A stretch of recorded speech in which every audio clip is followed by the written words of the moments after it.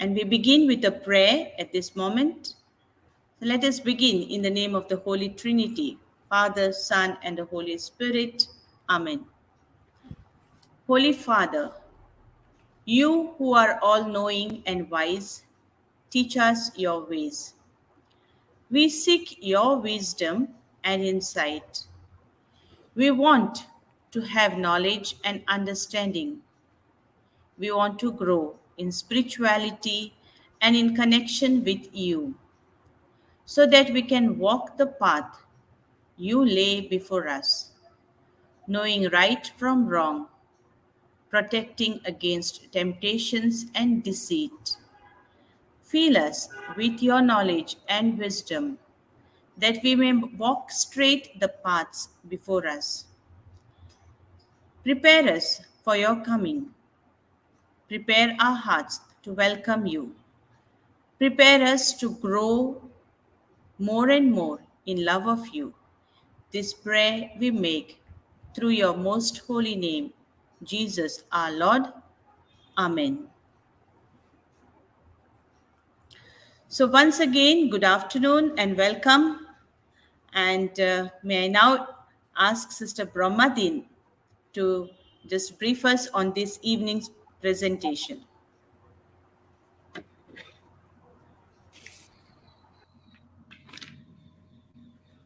Good evening, friends. Wishing you a very holy Advent season. The Western Region CRI family is happy to welcome each one of you to this online platform to begin this new liturgical year by tapping our spiritual and emotional resources. Dr. Sister Rita Paes and Sofia Dhamani are going to enlighten us on knowing God and making Him known to the lens of spiritual and emotional intelligences. As planned in a general body meeting, along with all the major superiors and the local CRI representatives, we come here with our first module. To brief you a bit, at the executive level, we have the support of the extended committee and many friends who have joined in to form co-groups or what we call commissions. We have identified four for this year: formation, education, nation building, and migration. This first module that we present to you is by the Commission on Formation, headed by Sister Amrita, Provincial Superior of the Helpers of Mary. Why do we take this topic this time of the year? It's good to start placing God first. For us as consecrated persons, this is what really matters. Deepak Chopra, famous writer, says, when emotional intelligence merges with spiritual intelligence, human nature is transformed. The Church, our mother, provides every year a phased out liturgical process through which we are called to our inner transformation. Advent is the beginning. There is a spiritual realm that is available to all who find its many entrances, says James Washington. So may this Advent be the beginning of this realm. May we find its many entrances to get deeper within ourselves and discover God so that we make Him known and loved to everyone around. We wish you a pleasant afternoon and great knowing, delving deeper into the love of God along with Sister Rita Paes and Sofia Dhamani. Wish you a happy afternoon. Thank you. Thank you, Sister Brahmadin, for that welcome. And before I invite Sister Amrita to introduce today's speakers to us, I would like to remind those who are watching us on live, if you have any questions, and surely we will have a question hour at the end of the session. So please send your comments to the on the live chat, or you can send it to me on the WhatsApp, so that we can ask those questions and get clarifications from the speakers after they have presented. So now I invite Sister Amrita uh, to welcome the speakers, to introduce the speakers of the day to us. Sister Amrita, please. Good evening to all.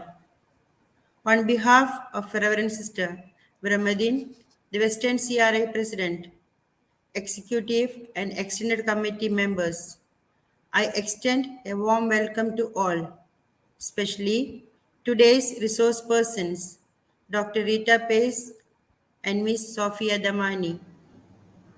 We all of us know the prominent personality, Dr. Rita.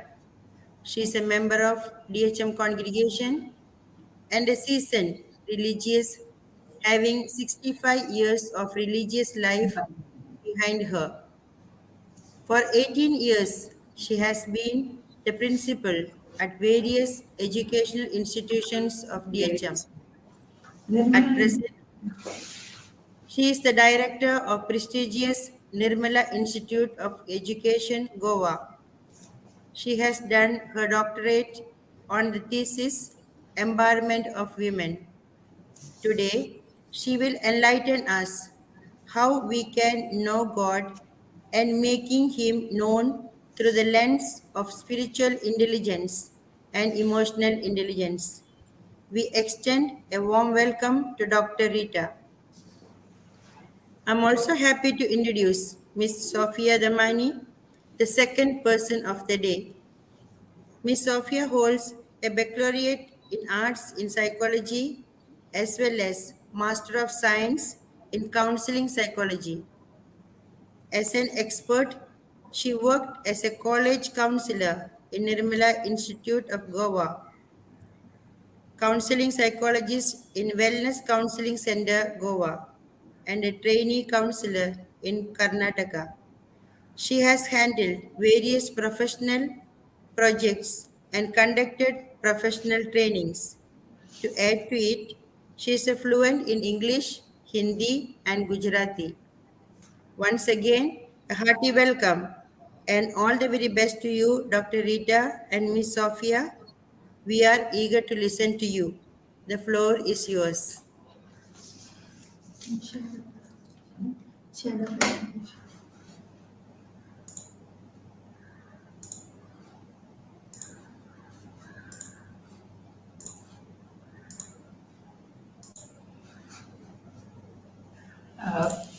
Start.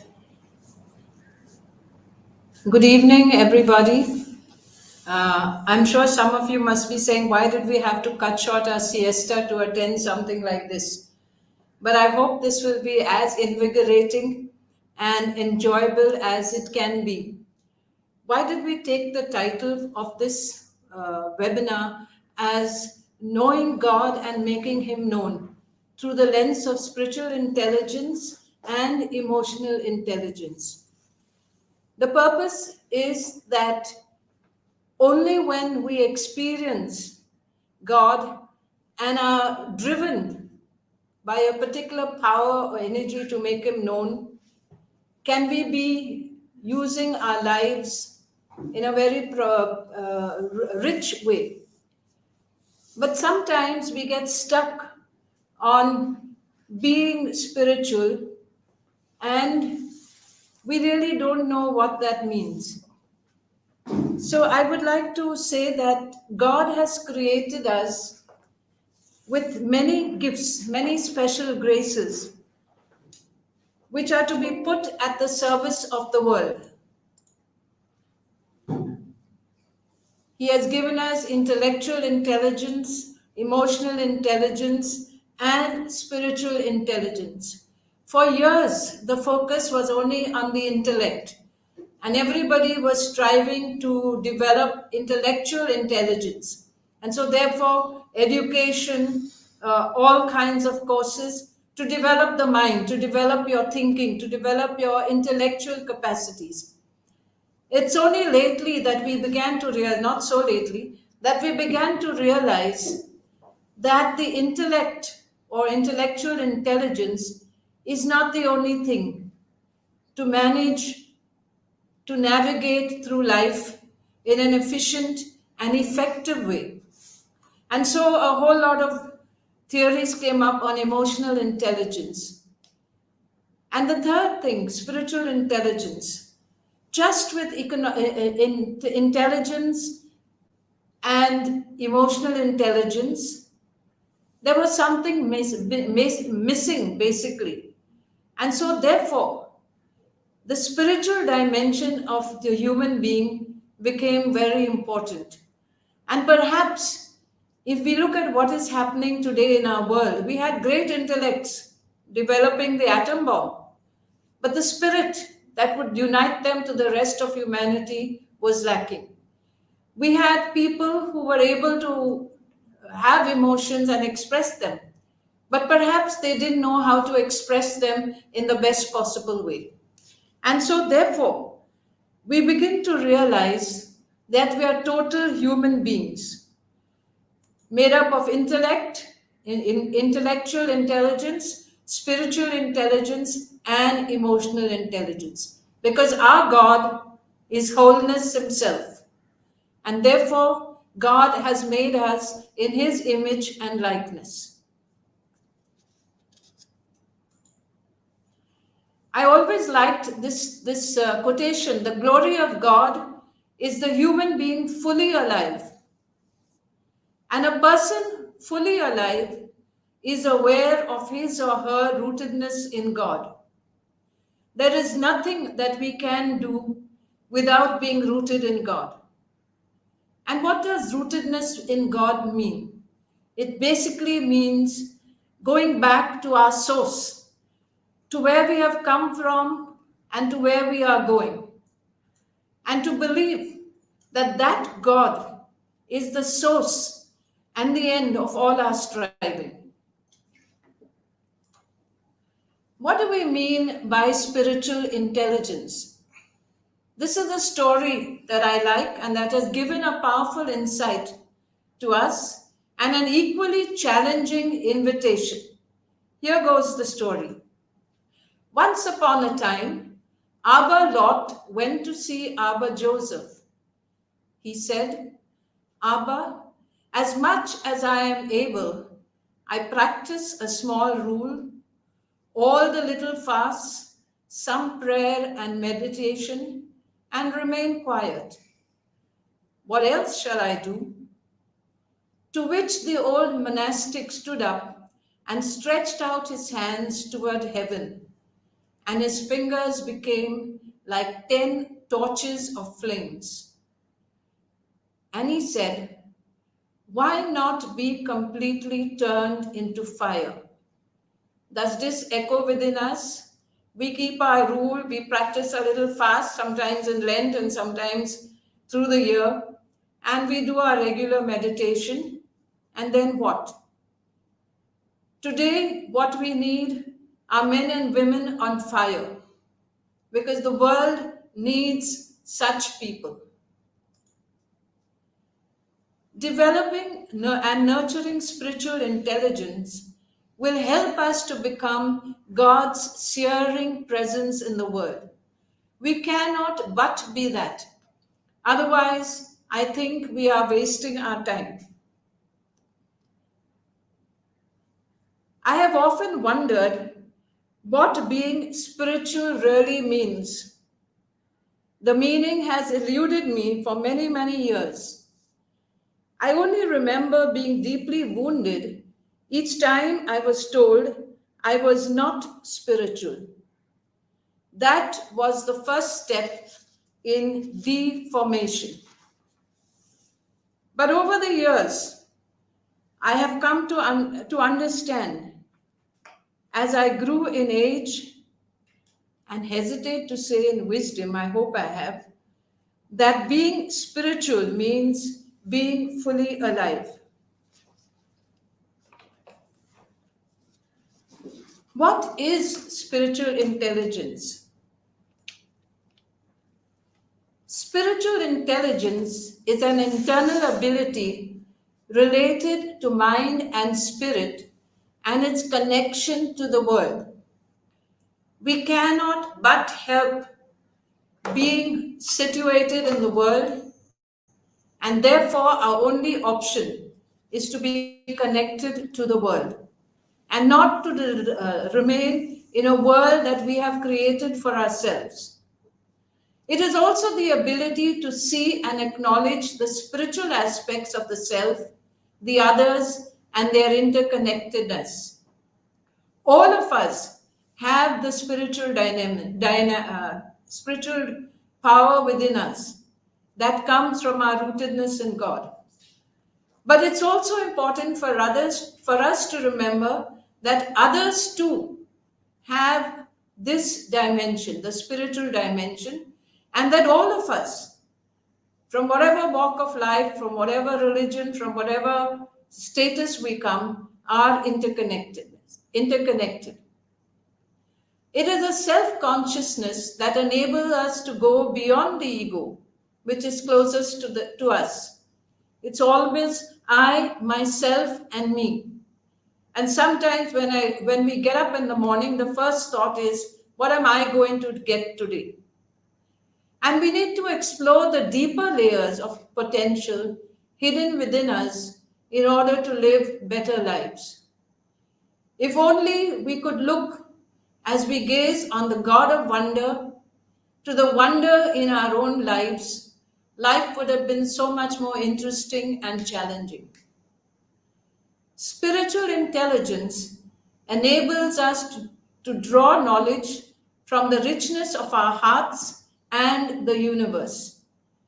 If you read Teilhard de Chardin, he always talks about the wealth of the universe. And we are all part of that universe, except that sometimes we are so lost and so caught up in living here. The here and now is all that is important to us. And so therefore, it moves beyond the here and now to discover the wealth in our hearts and the wealth in the universe. Spiritual intelligence also provides a sense of meaning and an internal compass between the internal and the external. Very often we ask, why are things happening in this way? Why can't things be better? Who's going to make the world better? And then, when we have the spiritual intelligence, we begin to say, yes, we can make sense of what is happening. We can make sense because, once again, we must realize that we are rooted in God, who allows us to see all things with a third eye or whatever else you want to call it. Spiritual intelligence is the ability to act with wisdom and compassion while maintaining inner and outer peace, equanimity, regardless of the circumstances. I guess this is pretty tough to do. To remain calm, to remain wise and compassionate, and to remain at peace with yourself and with the outer world. We tend to get so lost in the present that we tend to lose on the eternal dimension of our lives and the supreme power that God has shared with us. Spiritual well-being is a journey beyond beliefs into revolutionary love. What does revolutionary love mean? It means going beyond ourselves, going beyond myself to my neighbor, to the stranger and to the alien. We might go out to those close to us, but if we meet a stranger, in these times especially, we get very frightened. We say we don't know what the person is up to. It is also learning to go beyond myself to love the outcast and the outsider. These days we are talking about synodality so much, getting in people, walking together. Okay? How can we walk together if we leave out what society calls the outcast and what we sometimes call an outsider? It means loving the critic, the antagonist, the opponent, and the enemy. This calls for great heroism. And it means being in love with or loving passionately non-human fellow creatures, all of creation. And today we have been talking so much about Laudato Si and our connection with the whole of life and the whole of the world. Our great poet, the journey beyond beliefs into revolutionary love, I think we've been taught a great example of this from Jesus at the Last Supper. When he was at the Last Supper, and very often we hear this prayer before the consecration, on the night he was betrayed, Jesus knew what was going to happen. He knew all those who would run away, betray him, deny him, and yet he chose to love. At this most poignant moment of Jesus' life, he was able to love. And he came to love us. He came to show that love for us in very concrete and tangible ways. So at every Eucharist, we are reminded of this revolutionary love. And therefore, this is a challenge for us. Can I love beyond myself? Can I die to myself in order to give life to somebody else?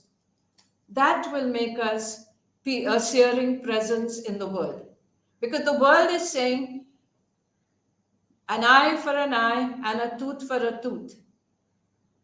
And the gospel tells us, love your opponents, love those who hate you, pray for those who persecute you. So this is an invitation and a challenge. Love is a form of sweet labor, fierce, bloody, imperfect, and life-giving. Revolutionary love is the choice to labor for others, our opponents, and ourselves. It means loving infinitely, graciously, not making it known how much I love the other person, extravagantly, like our God. It means loving with God and like God.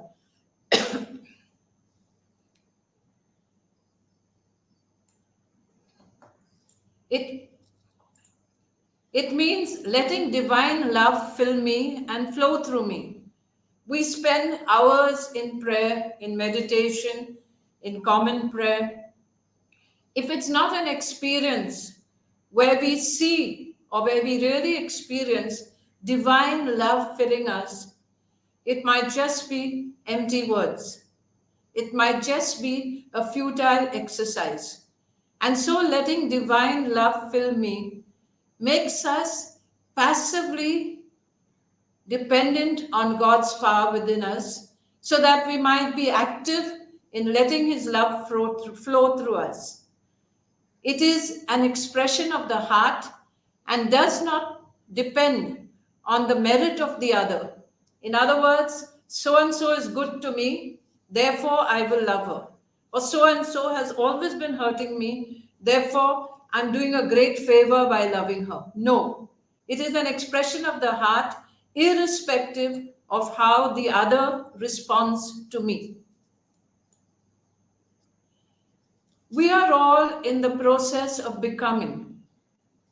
Spiritual well-being is a process of becoming. In other words, we are never a finished product till maybe after we are buried. And therefore, we begin to realize that we have not made it. We are still on the way. And that hymn, he's still working on me, says it all. It took him only a week to make the moon and stars, but he's still working on me. It's taking him quite a bit of our lifetimes. So we are all in the process of becoming, and the sooner we realize it, the freer will we be. This is a poem by our own Rabindranath Tagore, which gives us an understanding of what being spiritual really means. It does not mean chanting long prayers or spending hours in the chapel or temple.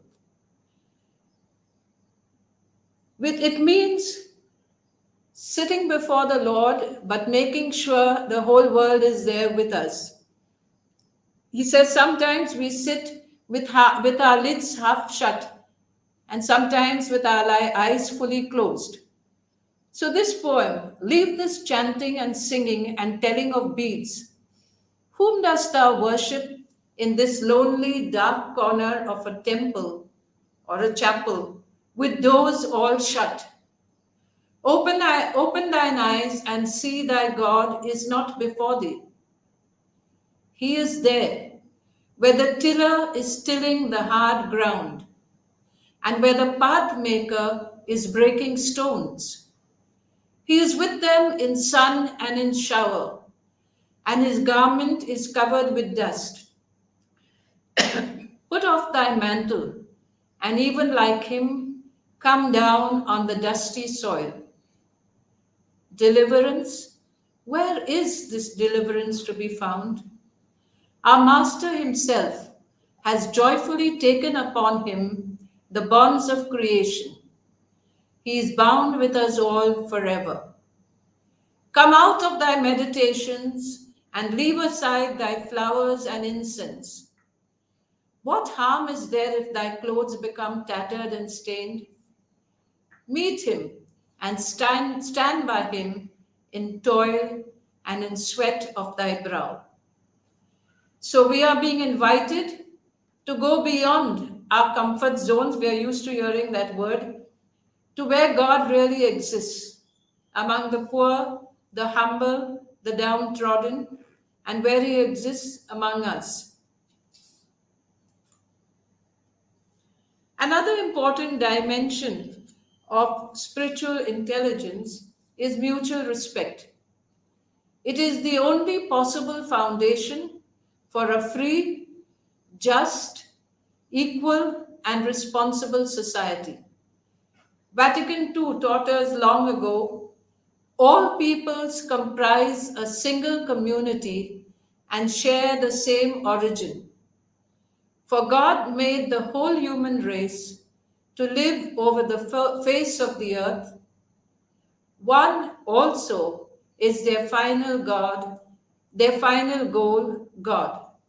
So we have to remember that we have come from God and that we are going back to God, and that as we journey back to God, we cannot go alone. We have to go with others. The sooner we realize our interdependence, the freer and happier will we be.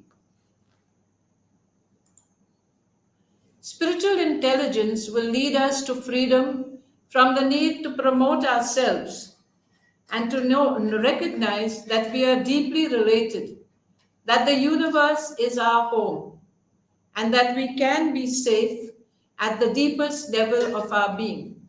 That is a quote from Richard Rohr, who is really an expert in sharing God's wisdom with us. This will lead to unity, interreligious and intercultural. So therefore, once again, until and unless I realize that I am part of humanity, that I'm part of a group, and that I'm part of the whole universe, we will remain in our cloisters. I'm not talking of the cloistered religion, but the cloisters of the little worlds we create around ourselves and our communities. Okay. I now pass on the presentation to Sofia Dhamani. Sofia is our counselor, and I must say that working together on this presentation, I have learned a lot. Because very often we think we know everything, and then you suddenly discover, oh my goodness, I don't know. And if we talk of equanimity, I think dealing with Sophia has been an experience in that. She never loses her cool. She'll smile even when you have to tell her something. And so, therefore, it's been a pleasure working with Sophia. Now, on to Sophia.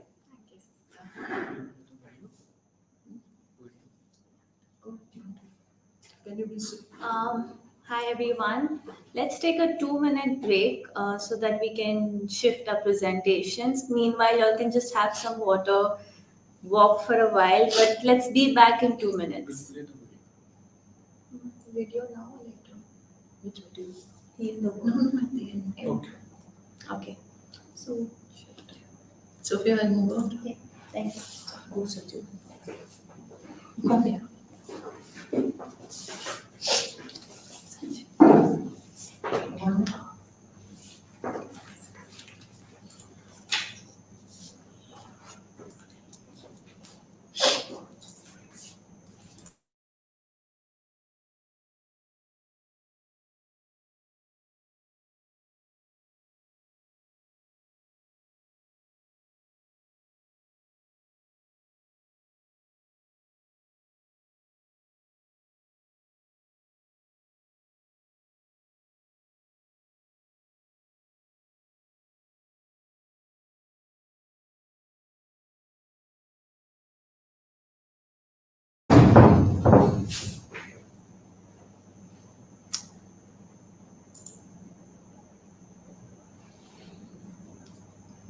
Presentation.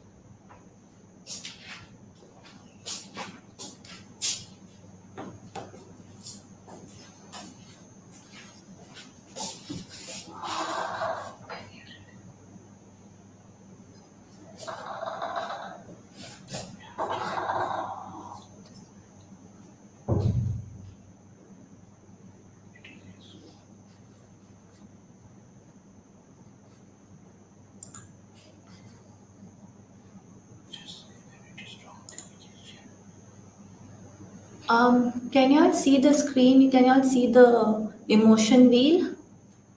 I request the hosts.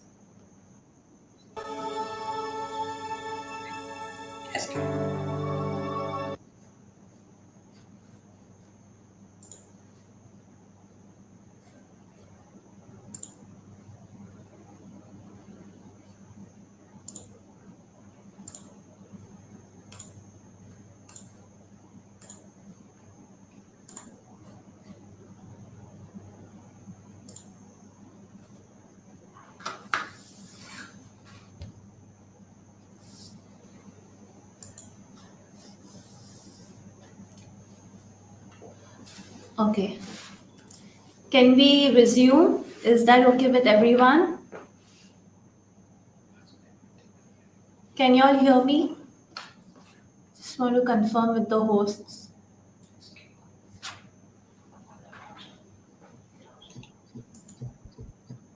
Yes, we can hear you. Okay. And y'all can see my presentation?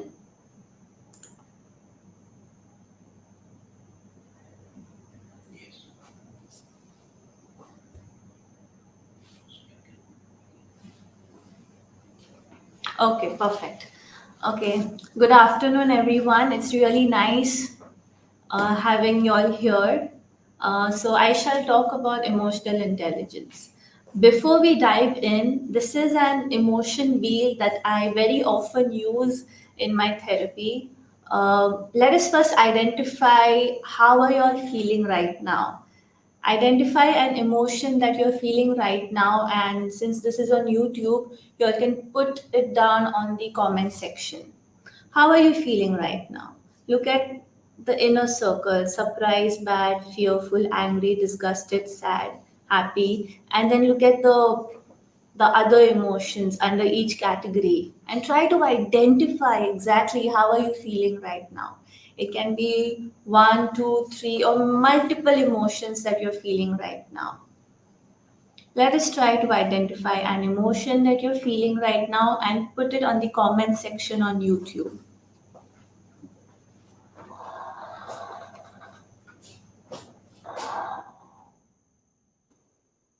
Here we are talking about emotional intelligences.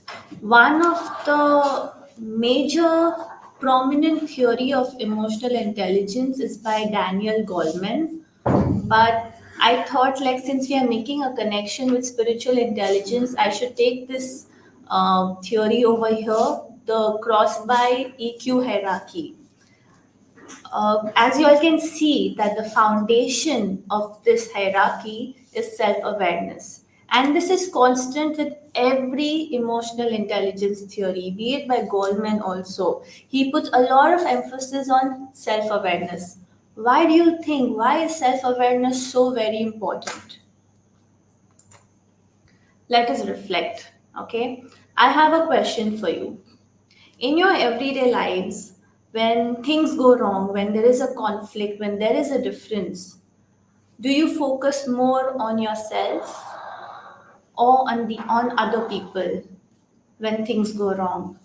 What is it that I did wrong? How could I have improved? What are the steps that I can take? Or who is the one who created this mess? Let's find out. Why is this happening? Why are things not in control? Who is ignorant over here?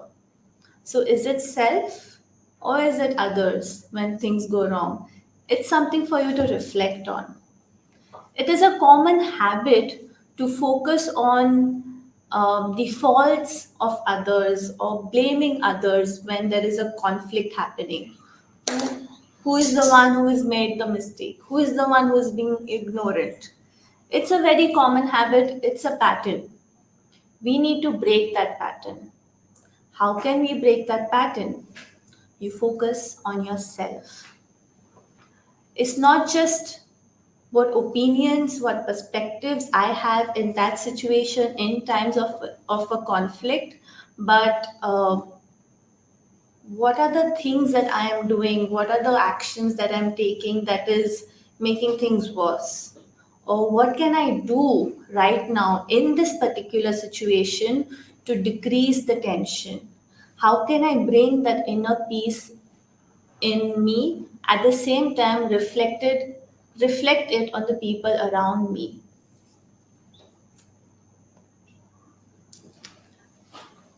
So let's take it metaphorically to understand a similar situation. Things have gone wrong. Okay, there is a situation and things are not going right. You can see two paths. Okay, first path is wherein you start critiquing and trying to change others. Like, this is, you did this, that's why this is happening, you need to change, that needs to be changed. It's a lot external that's happening. It can also be like, okay, things have gone wrong, I have a solution, I'm going to fix it, let's do this. You all have to do what I am saying. If I get any other suggestions, it's kind of an attack on me. Someone gives me, if Sister Rita gives me a suggestion, Sofia, why don't you do things differently this time? Oh, it's an attack. Sister Rita is attacking me. So I will start defending. No, sister, this is not the way. Do it my way. This is how it's supposed to do. I know it's going to fix things. Right now, if I choose this path, my focus is very narrow and self limiting. I am making a choice to not to grow, to not to improve. And it is a choice that I am making because I am not looking inside myself. I am looking outside. We use this term called confirmation bias. in psychology. What it means is that I see what I expect to see. I hear what I want to hear. Rest all is just noise. It doesn't make a difference. I don't care about that. This is something that can be countered. This is something that we can work on. How can we, if there is a confirmation bias, what is the antidote to it? The antidote to it is self awareness, being aware of yourself, being aware of these emotionally intensive choices and beliefs that you have internally, and take a pause and have an open mind. See things with a different perspective, have a growth mindset. Confirmation bias increases when we allow ourselves to get stuck in the loop of explaining. If there is a suggestion, no, let me explain. This is how things are done. So I'm continuously explaining and trying to convince other people that this is the way. But probably there are many other ways. There are many other more efficient ways. It doesn't mean that your way is not right. There's something that I truly believe in. Okay, when we see that there are differences in opinion, if I have an opinion and someone else has another opinion, I have to choose either this opinion or that opinion. Now this is something that we need to change. When there is a difference, it need not be a choice. When there is a difference, we need to respect the differences. I need to respect my opinion. I need to respect the opinion of the other person. Both the opinions can exist mutually. So it does not have to be a choice. They both can exist. They both have their pros and cons. Let's have an open mindset. Let's sit down together. Let's talk about it. Let's communicate about it. Now comes the other path.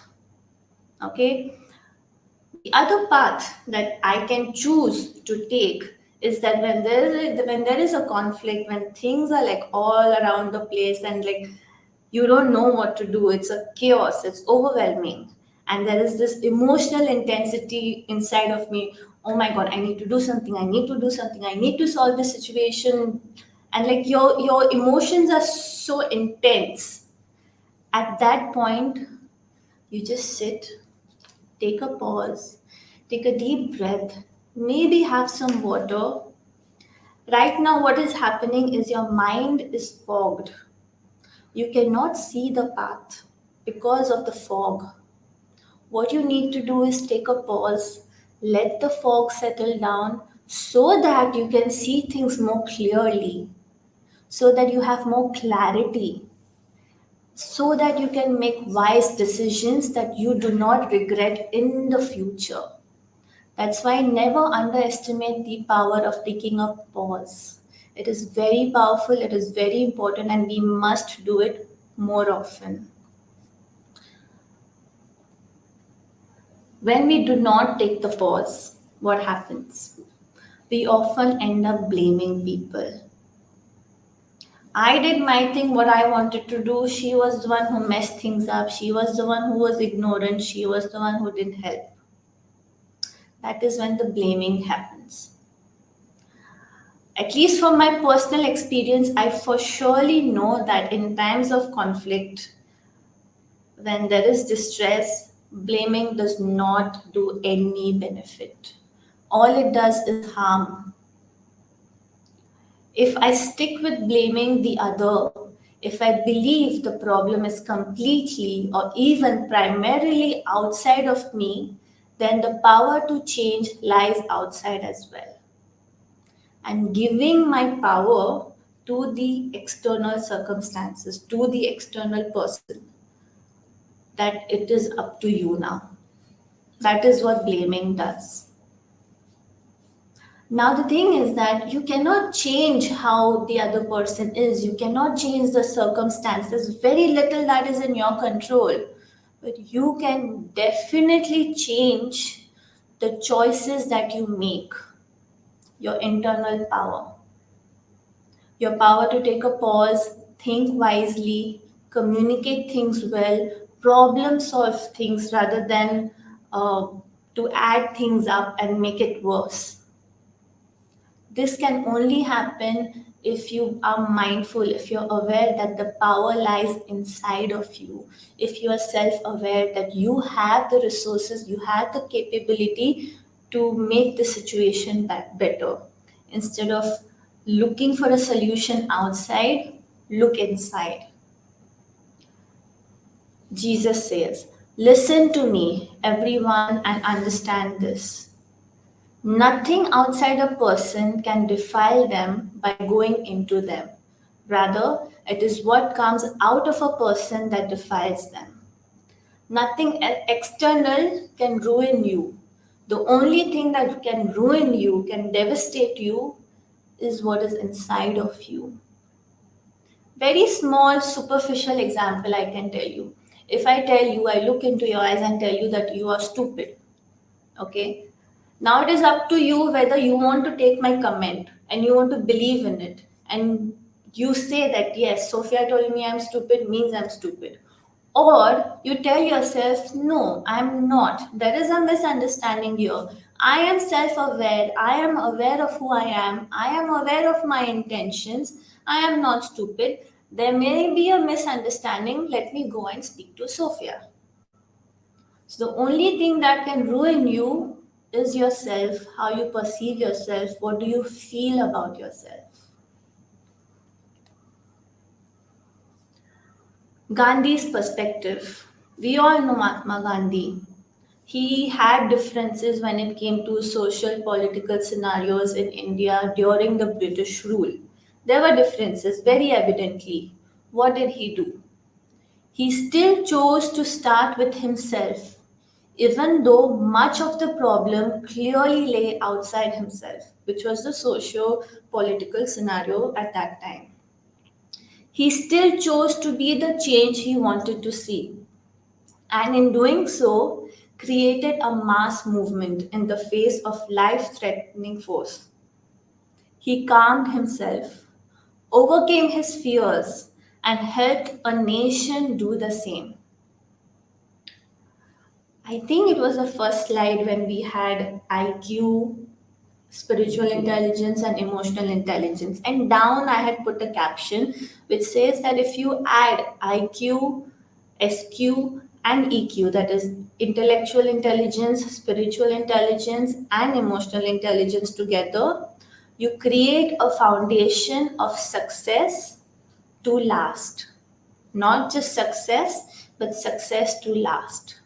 We do not want great things.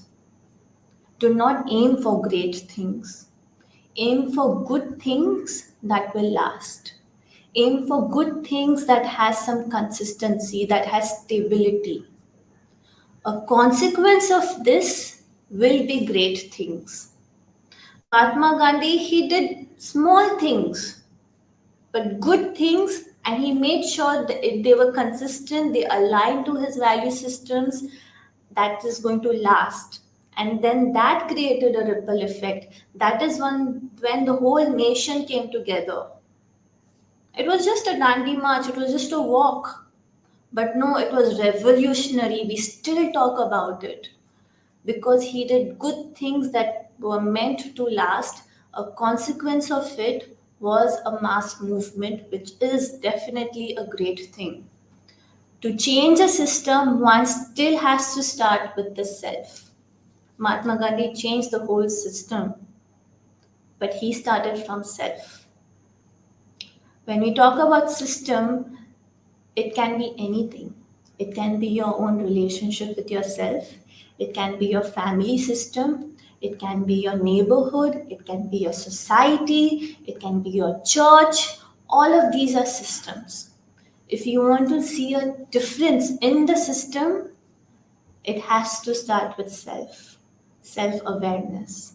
That's why in emotional quotient, we talk about self awareness so much.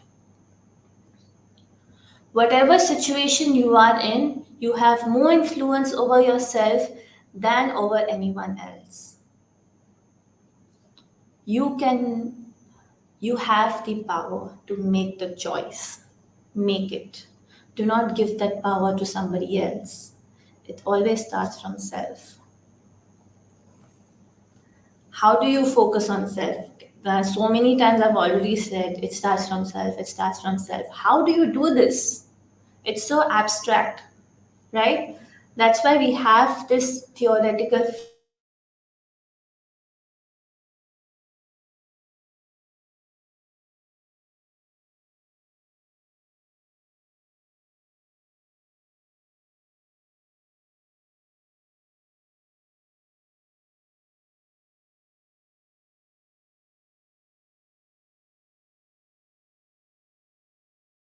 now. When we talk about emotions, what emotions do we know of is happiness, sadness, anger, fear, disgust. These are very common emotions that we use. But emotions are so much more than that. Improve your vocabulary on emotions. Maybe today I am feeling worthless, but the vocabulary I use is I'm just feeling sad. If I tell you I'm feeling sad today versus if I tell you I'm feeling worthless today, you will understand me more if I.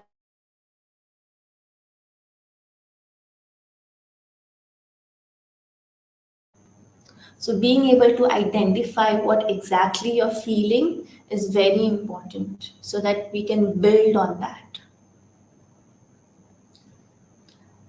There are these wise words by wise people, and I just want to highlight them. The first one: those who understand themselves are enlightened. Emphasis on enlightened. Knowing yourself is the beginning of all wisdom. He who knows himself knows God.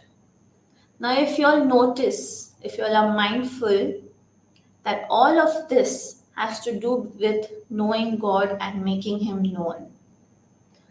To know God and to make Him known, the first step is going to be for you to be aware of yourself, your emotions, your thoughts, your beliefs, your perceptions, your value systems. All of them are important. Another aspect of self awareness is differentiation of self.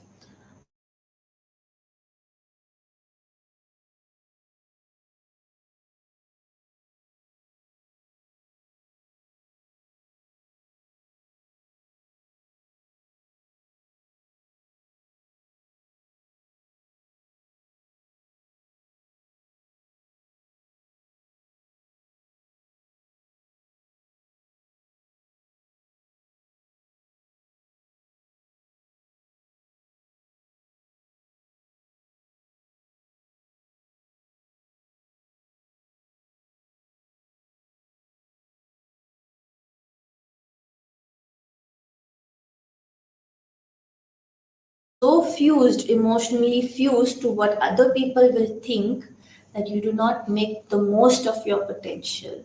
Isn't that a shame? Your past experiences affect your present choices.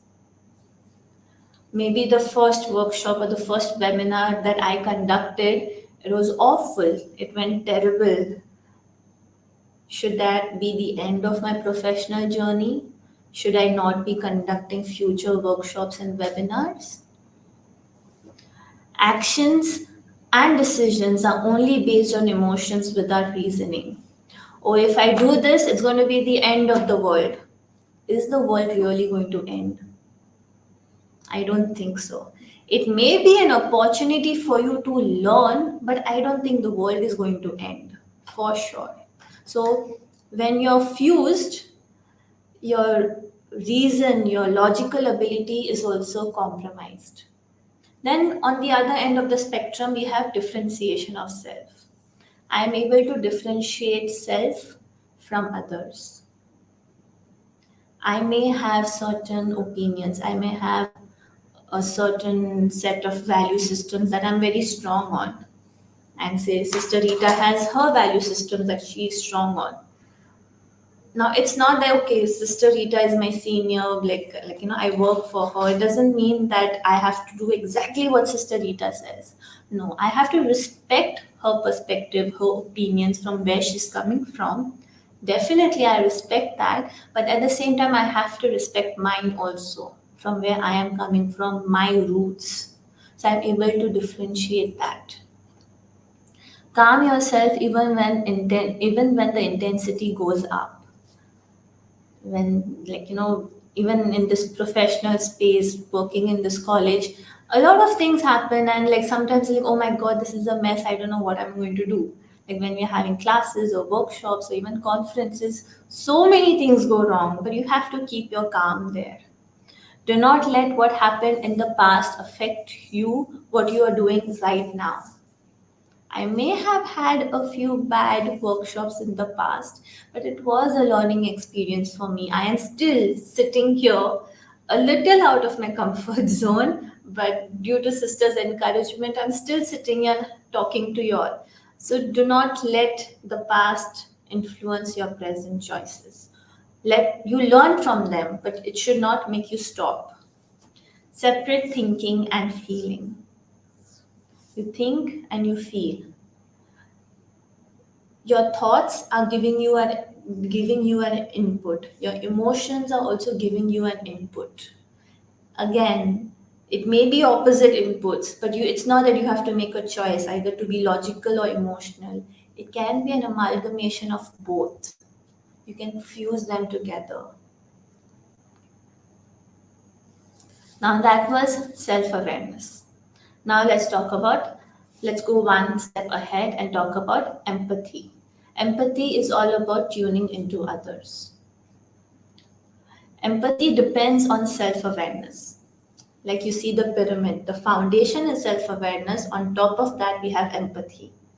If you are not able to tune into your own emotions, which is self awareness, you are unlikely to be able to empathize with the emotions of others. If I'm not able to be compassionate, if I'm not able to respect my emotions, be able to identify my emotions, how I feel, it's very difficult for me to connect with someone else. There are four subcapacities of empathy. First, we have compassion, genuinely care and concern of others. It's not superficial, it's very genuine. Like if someone comes and tells you, make time for them, you make that space from them for them. It is shown in your verbals, it is shown in your non-verbals. You make that genuine effort. You don't have to climb mountains. You just have to sit with that other person and actively listen. What is it that's happening? Try to understand their roots. Accuracy. The accuracy of your understanding of others' thinking and feeling. Hypothetical example. I am just walking in the corridor over here in the college, and someone comes, a colleague of mine, and he comes and tells me, like, Sophia, what nonsense have you done? What is this? Do it again. And at that time, I'm like, what just happened? I was just doing my thing, and then suddenly he comes and he tells me all these things.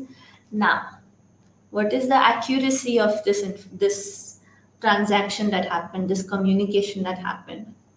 There is a lot of like missing gaps over here. Try to explore that.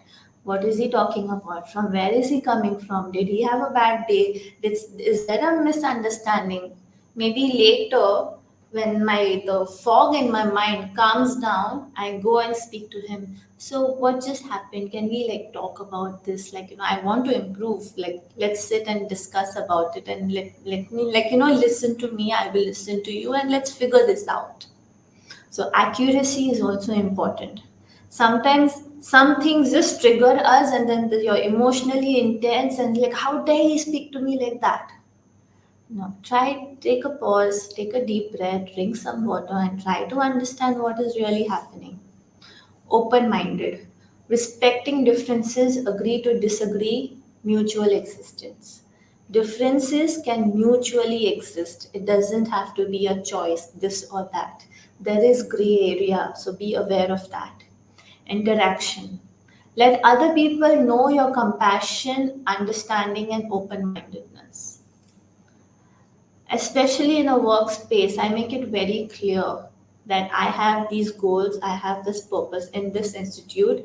I'm compassionate about it. I'm ready to understand from where things are coming from, and I'm open minded to new opportunities, to new perspectives, to knowledge, to wisdom. This is how you grow.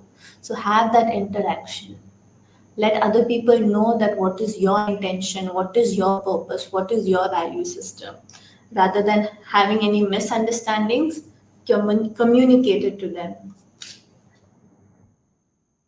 One thing that really works for me, thought I'll share it with you all as well, is that now it's become very natural. At first, I had to make an intentional effort. Whenever someone comes to me, be it a student who's coming for counseling or a colleague or whoever it is, if they come to me and they're having a conversation with me, I use this metaphor to understand, which is the iceberg metaphor. You all know what an iceberg is, right? It's like the tip of the iceberg is just like so much, but there is so much more underneath the water that you cannot see. So, whenever I meet someone, whenever I'm having an interaction with someone, whatever they are saying, whatever is happening is just the tip of the iceberg. Some things may trigger me. Okay, why did she say that? Why? From where is the tone of voice coming from? Where is the body language coming? Okay, that is just the tip of the iceberg. What is underneath it? What is it that I cannot see? I need to explore that.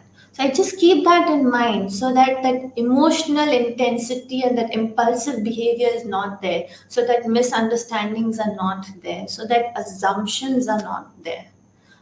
Tip of the iceberg, okay, this is what happened, this is what I see. I don't know what's underneath it. Let me explore. Let me give that benefit of doubt. Again, I ask, how are you feeling at this point? Okay, this is a different take on the emotion wheel. It depends on how pleasant you're feeling, and then you have your energy level. If your energy level is high and your pleasantness is also high, you may feel inspired, you may feel proud, you may feel optimistic. Similarly, if energy is low, pleasantness is also low, you may feel despair, hopeless, depressed. So, based on your energy level and pleasantness, how do you feel? Something for you all to reflect upon. If you all wish, you can add it on the comment section as well. That would be really nice.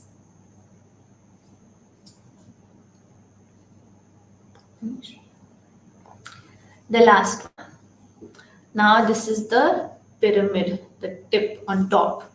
Okay, it talks about skills. Now, the good news is spiritual quotient, emotional quotient, and IQ. These are skills that can be learned. If you invest your time and energy into these are skills that can be learned. You can work on. It's not that we are born with emotional intelligence. No, it is a learned skill. So if you invest your time and energy into it, you can really work on that and make a difference in yourself and in the world around you. So these are some skills that I use and they work for me, but there are so many skills out there. And I want this webinar just to be a beginning of your emotionally intelligent journey. So this is just a beginning. These are few skills that I would like to share with you all, but please make sure that you all personalize this process. What skills will work for you, what skills will not work for you, it's something for you to explore. First one is conscious breathing. Make it a habit to perform breathing meditations. It can be meditations, it can be just, for me, it's I take 11 breaths. Okay, like I have that number 11. I don't know, it's like a long story from where it came from, but I take 11 breaths. Okay, whenever the emotional intensity is there, if I'm exhausted, if I have like too many sessions back to back, in the middle of the session, like I have a nice window behind like where I sit, so I'll just look outside the window and take 11 breaths, because that is what rejuvenates me, that is what will give me that recharge, that is what helps that fog in my mind to settle down. Okay, so I want you all to find out what is your breathing practice as well. Breathing really helps. Active listening, genuinely showing an interest towards the emotions of another person. When someone comes to me and says, it's not a good time, I'm having difficult days, actively listen without any judgment. Just listen to the person. Keep that iceberg metaphor in mind. Okay, this person is telling me these things. Instead of judging and assuming things, try to understand from where it is coming from. What are the roots? What are the past experiences that this person has gone through? Feeling description. Try to describe your emotions in order to be aware of it. I feel right now, let me see. How do I feel? Um, I feel hopeful. Yeah. So try to identify how you feel. And this is something that I use a lot, a lot. I think I overuse it with my students, with my clients, with even I use it a lot for myself. I have it saved on my phone. I just have to open my gallery and it's pinned. If we any time of the day I feel overwhelmed, I'll just look at the emotion wheel, try to identify how I'm feeling, and just by identifying, I know what can I do with that emotion. System thinking. When intensity goes up, the unaware individual escalates the tension. The emotionally intelligent individual, in contrast, calms the system. So, if you're able to breathe, if you're able to actively listen, if you're able to identify how you're feeling, you will act as an emotionally intelligent individual that will calm the system rather than escalate things, make it worse. Lastly, this is something that I was just researching about this webinar and I came across this beautiful piece and then I was reading it and I got lost into it. So I want you all also to get lost into it. So just for all eyes on the screen now. Can you see all the judgments that you have about yourself? How do you feel about yourself? What are your self perceptions? What are your judgments? What are your opinions about yourself? Every judgment is just an opinion. It's just a point of view, and that point of view wasn't there when you were born. We are born as a blank slate, free from these judgments and opinions. Everything you think about yourself, everything you believe about yourself is because you learned it. You learned the opinions from your mom, dad, siblings, and society. They sent all those images of how you should think. They expressed all those opinions about the way you are, the way you are not, and the way you should be, your identity. They delivered a message, and you agreed with that message. And now you think so many things about what you are, but are they the truth? You see, the problem is not really knowledge. The problem is believing in a distortion of knowledge, and that is what we call a lie. What is the truth and what is the lie?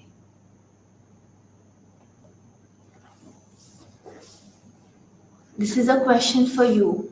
What is the truth and what is the lie about you?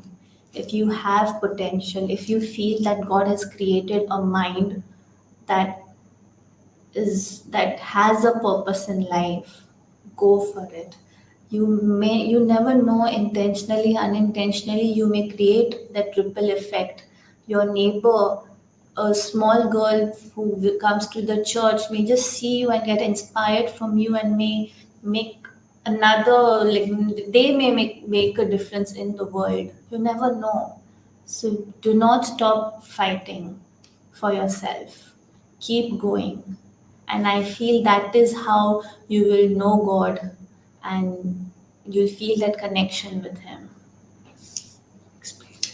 Yes, to end with, on a gratitude note, um, it's just I really wish that I could see your comments live, but I want you all to share maybe a personal note or maybe on the comment section. What are you grateful for right now at this moment, at this phase in your life? What are you grateful for? Sister, what are you grateful for? I am grateful for the number of people who have come into my life and the kind of friendships I have built up right from the beginning. I still have students whom I taught in the fourth standard in touch with me. And so that thing of people entering my life and enriching my life has been one of the most grace-filled experiences. Thank you, sister, for sharing. Similarly, I really hope that you all do share as well amongst your colleagues, amongst your family. If possible, seeing a few comments on the comment section on YouTube would be great as well. And we have a video for you all. Yes. This video is again an invitation to get in touch with the reality of our world and to challenge ourselves to do something about it. Spiritually, emotionally, using our minds, using all the gifts that God has given us. Because we can make a difference if we believe that God has gifted us with spiritual wisdom, intellectual capacity, and beautiful emotions.